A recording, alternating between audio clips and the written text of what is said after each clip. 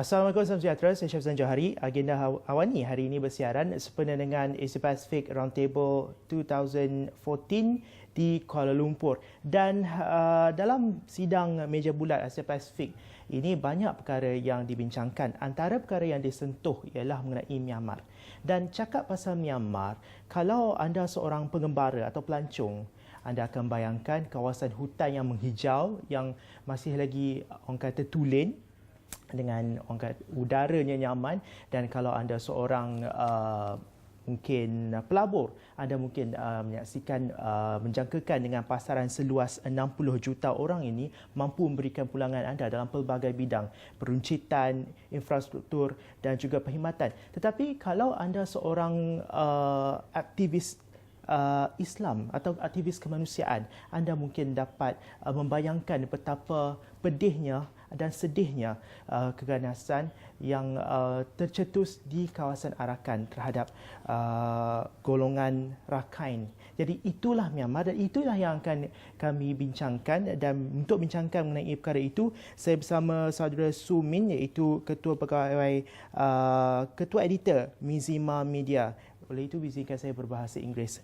Suu Kyi, thank you for spending your time today. You're welcome. Okay. First and foremost, we talk about the Reformation. And you were in exile since your early... 1988, I was in exile for about 24 years. And this is, I would say, throughout your adulthood. Yes. And you were exiled in, you went to India? First I went to Thailand and then I went to India. So I lived there for about 23 years in India. And then I moved back to Myanmar. I came back to Myanmar in 2012. Only 2 years ago? Yes, 2 years ago. When the President Thein Sein announced that they will be welcoming all refugees, all of those in exile to come back. Yes. How do you have the guts?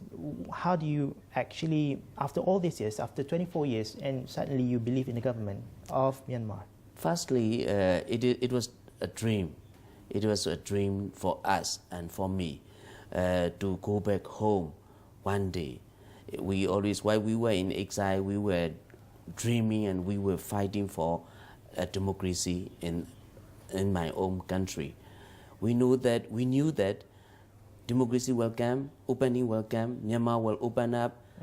One day. It will be just a question of time. So we have been preparing for ourselves to go back home. That is. Secondly, the president announced that exiles are welcome to come back. That was, the announcement was in April 2011. And then we were reporting and we were monitoring about the country's situation very closely, especially through the 2010 elections. And we decided to move back. One, because we want to be a part of the process. We want to contribute in the reforms. We knew and we know very well that it is just a beginning of the transition. And then we want to be a part of in that transition with whatever we could do. And secondly, we also want to have our media business in the country. So that's why we moved back. We knew that there are risks, there are challenges. There will be risks and there will be challenges in the transition, and we were ready to take them on. And you were confident that the government was sincere? When I think of moving back, when I thought of moving back, I didn't think of sincerity. I thought of what were the happenings there. Yes, there were openings. The media censorship was relaxed at the time, and then the websites, my websites were open up. For many years, they were blocked in the country. So I look at all these facts, and then I look at the political openings, like release of the political prisoners by the government. So I look at on these points. I didn't think of sincerity because I knew that the opening was designed and the opening was managed by the previous military government. So they would naturally want to continue to manage the transition. But I look at the points, I look at the facts that favor for the openings. How many were you? How many of you that came back from India? Do you have, maybe, can you calculate or estimate? Not many exiles, either from India or Thailand, have come back so far. But Myanmar, me and I founded Myanmar in India in 1998. So me and Myanmar have moved back, both individually and institutionally. So we'll talk about the media business on the second block, but first we have a few more minutes. I would like to talk about the reformation in terms of press freedom, which allows you to build up your company or relocate your company in Myanmar. Press freedom since 1st April 2013, and the pardoning of imprisoned journalists since 2012. So are these among those what I call numbers or data that somehow rather intrigues you to come back to Myanmar? First of all, it is very good that censorship board is not there anymore in the country. It was abolished last year, and then the launch of the private daily newspaper, including of Mizima, was there from April last year. And I look at the media freedom situation in two ways. One is, it is the fact that only the print media is open up, not the broadcast, television or radio has opened up. The broadcast media is still in the hands of the government or its affiliates company. But print media like newspapers, journals, both in Myanmar and English languages, it is open up for the private. So that is very good. But on the other hand, the process continues. That's how I look at the legislation to guarantee the right, freedom of expression, the legislations to allow the private media to come up in the country. These legislations, the process of drafting and approving these legislations are in the process. This is very good. But there are also challenges. For example, right to information. We don't have, in many countries, there is a right to information act, and we still don't have. So the country like Myanmar, which was dominated and ruled by the military for decades, so right to the act like right to information is very important to get whatever information that we want to. So how free is the Myanmar version of press freedom? I would like to understand. We will elaborate that in the second block. We'll take a short break. Kita akan kembali selepas ini.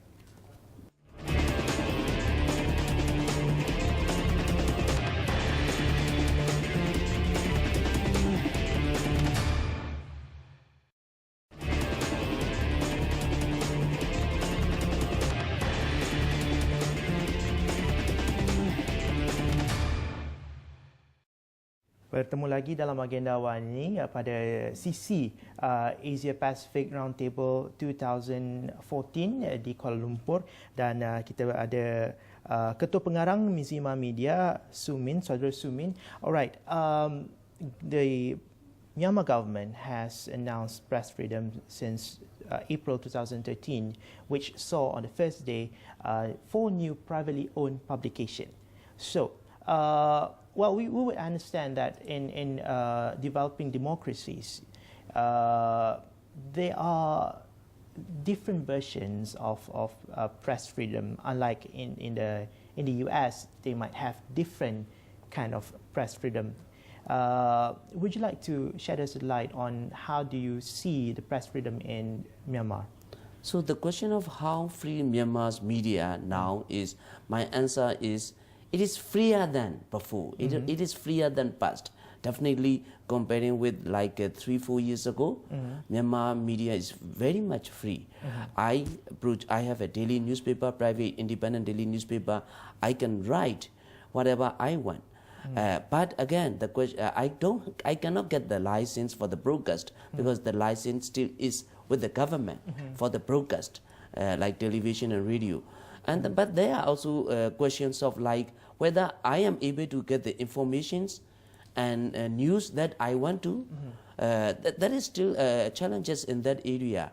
I ask questions, I raise questions to the military, and military generally is not available for answers or comment. So it is limited in that sense that I don't get the information of what I want to put it in my newspaper. So the right to freedom, the right to information is limited within the context of this freer media environment. So in that sense, I'm a journalist as well. So I would say you might have difficulties in writing about governance and politics. Not because someone is telling not to write or to put because I'm not getting the whole picture. I'm finding difficulties getting the information from certain institutions, including from the government ministries and the military. And how frustrating is that? It is for me. It is a part of natural? It is a part of the struggle. I have to try my best to get the right information that I want. That is, it is a part of my job. That is how I see it. Secondly, there should be the laws and rules and regulation in place, guaranteeing that journalists or a citizen have a right to know of what is important to their day-to-day life and to their life. So they should know, they should have a right to have. You were talking about print and print media, which has been relaxed, the rules have been relaxed, and broadcast media, which has not seen any what I call new development yet. It's not opened up yet. It's a matter of time, I believe. Yeah. And how about online media? Oh, that is very good thing that I think one of the advantages or benefits of this transition from military regime to a democratic society is the strength of the individuals putting their views across, having their viewpoints and ideas published online, especially through social media. That is which is very much available, and people in the country, especially the younger generation, are very much using this opportunity of practicing and expressing their views on social media. Online media is free, and social media is very much free. When I say very much free, there are also negative effects of this freedom, where one can put hate speech and all this through social media. But I must say that there is a very good advantage of this transition for individuals in the country. So in social media scene, would there be what I call self-censorship or self-control being promoted? Or is there anybody controlling? No one is controlling social media and online media. But there are also certain groups, several society groups coming up. This social media should also have some kind of self-regulatory mechanism, especially in terms of like hate speech, in terms of spreading the hatred against minorities or other communities, and also in terms of practicing the professionalism within the social media. So there's no laws yet to actually control that. I mean, in terms of spreading lies, hate speech. So the media, the traditional media like print media or television, they continue to be the sources for checking and for trusting whatever it is mentioned on the social media. But social media is also having many viewpoints from different quarters, from different interest groups, having different people using and expressing this. That is a very good sign for general freedom of expression. Well, we'll talk about the what I call minorities, Rakhine, and how maybe social media has spurred hatred. Well, we'll talk about it later. But I would like to talk about the business opportunities in Myanmar. Since you yourself a businessman, you had relocated your business to Myanmar a couple of years ago. So on top of that, the government also has relaxed rules on foreign journalists and agencies. So is there any room for media business in Myanmar? Yes. We have about 65 million population, and whatever I could as a private media, I'm one of the 10 private newspapers in the country. Whatever I could publish is less than like a few thousands copies a day. So there is a huge room for the media business. We have a room for the mobile phone users. I started SMS news, but still it is a beginning. there is a huge population out there wanting just for the news and entertainment. So in terms of even for the media business, Myanmar still is a big environment. But the question is always the professionalism. The question is always a good quality. We didn't have and we don't have professional journalism schools yet in the country. We are now in the process of building them up and establishing them up. But since we don't have all these professional schools for the media, for example, what happens is it affects the quality and it affects the content of whatever the newspaper or television. So yes, there are opportunities like to have all the business to come in, but also the question of do we have a capable human resources? So for example, for Myanmar, we are investing in human resources because that is where we want to get strong. All right. We have to take a short break. This is the last short break. We'll come back. Kita akan kembali selepas ni. Lepas ni kita akan bincang mengenai isu Rakhine atau Rohingya. Kembali selepas ni.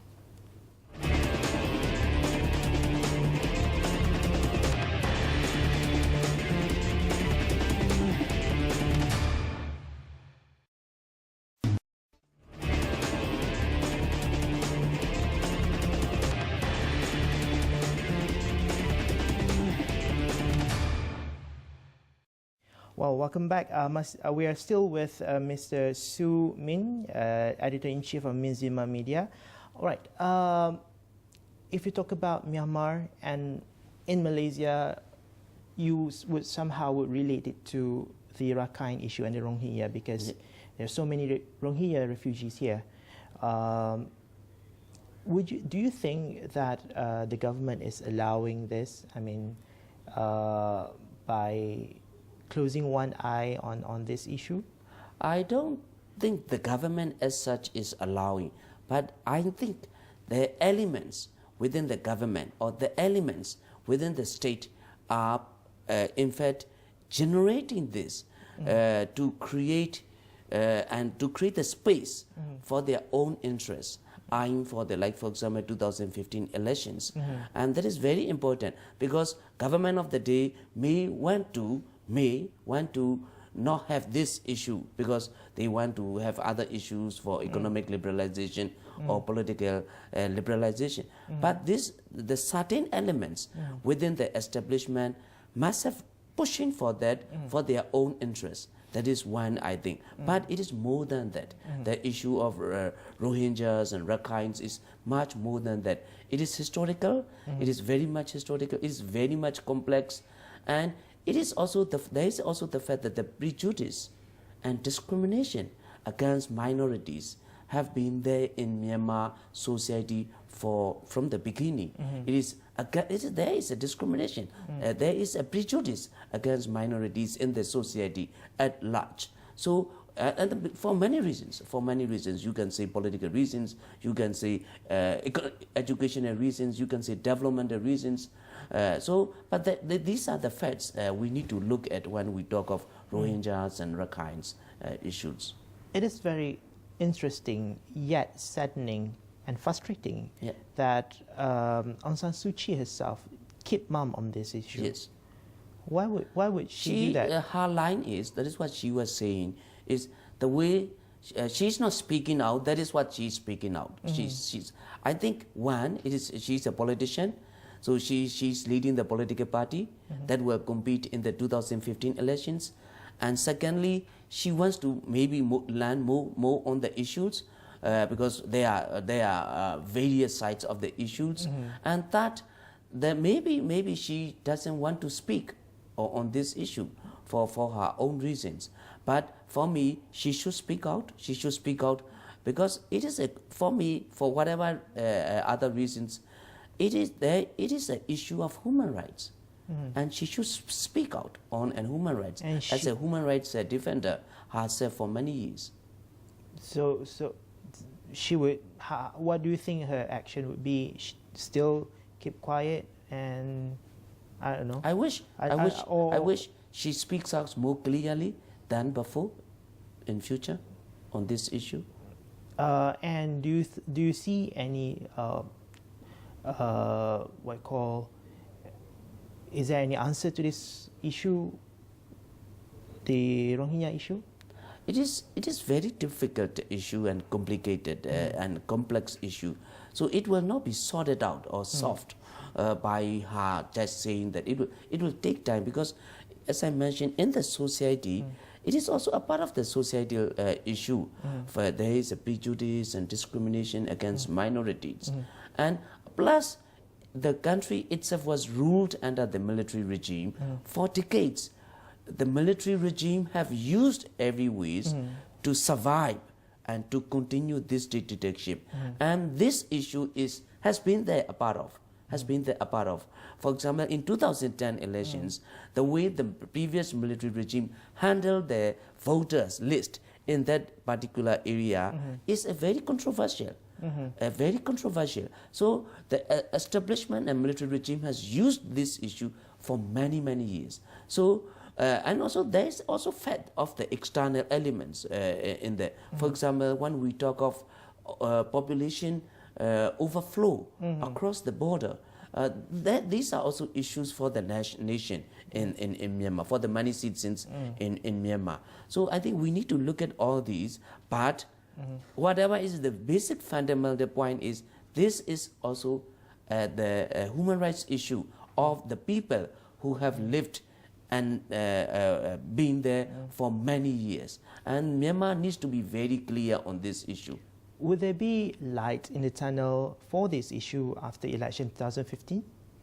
Hopefully, it gets more lighter, I would say lighter, to deal with the issue, because after the 2015, we all hope, I hope that there is a kind of a political stability, and that the path from transition, the path of transition from dictatorial regime to democracy get more stable, and it will be lighter to deal with such issue. But we should not wait. We should not wait 2015 or beyond 2015. We have to deal with the issue as we see today.